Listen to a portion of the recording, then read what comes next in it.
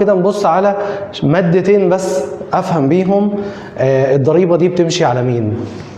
قال ايه في الاول؟ كل ما يستحق للممول. مين الممول؟ الممول هو الذي يمول مصلحه الضرائب. في الضرائب على المرتبات مين اللي بيمول مصلحه الضرائب؟ الموظف. يبقى يقصد هنا بالممول هو مين؟ الموظف. يبقى كل ما يستحق، يبقى الضريبه عامه بتمشي على مين؟ كل ما يستحق.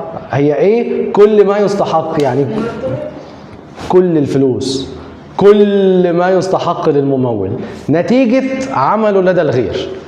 ادي هي بانت اهي، يبقى دي خاصه بمين؟ بالعاملين لدى الغير. يبقى كل ما يستحق للممول نتيجه عمله لدى الغير. اول كلمه واهم كلمه، بعقد او بدون عقد. وده معناه ايه؟ معناه ان في بعض الشركات تقول لك ايه؟ انا مش هعمل عقد للموظف عشان ما ادفعش ضرايب. هو القانون ما قالش اعمل اللي انت عايزه. الرقم اللي انت هتديه للبني ادم ده هتحطه فين؟ في الميزانيه، في الاجور، فهيدفع عليه ضرايب.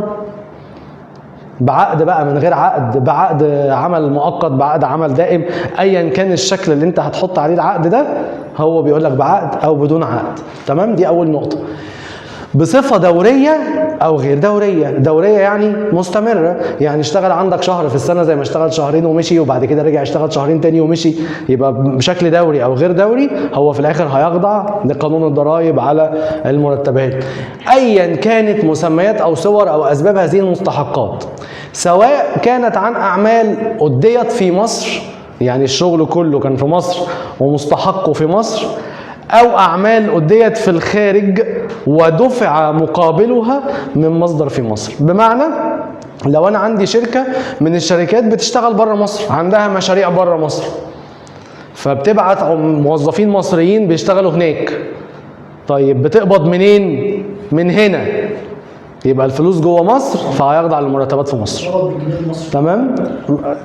لا، بيكون جوه، بيدفع هنا، يعني جوه الاقتصاد بتاعنا من الاخر.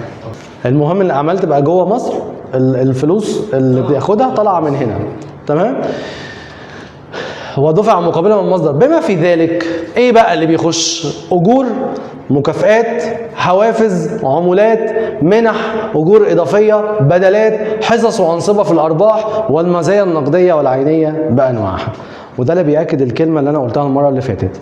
كل جنيه بيخش جيب الموظف لازم يعدي على الضرايب، يا يطلع سليم يا يطلع متشرح. يبقى هو كل حاجه، ما تقولش اصل البدلات معفيه من الضرايب، ما عندناش. اصل المزايا العينيه معفيه من الضرايب، ما عندناش. ليها بعض الاحكام هنعرفها كمان شويه، ولكن الاصل في القانون كل ما يستحق للممول. اي حاجه بياخدها الموظف من صاحب العمل بتخضع لقانون الضرايب. تمام؟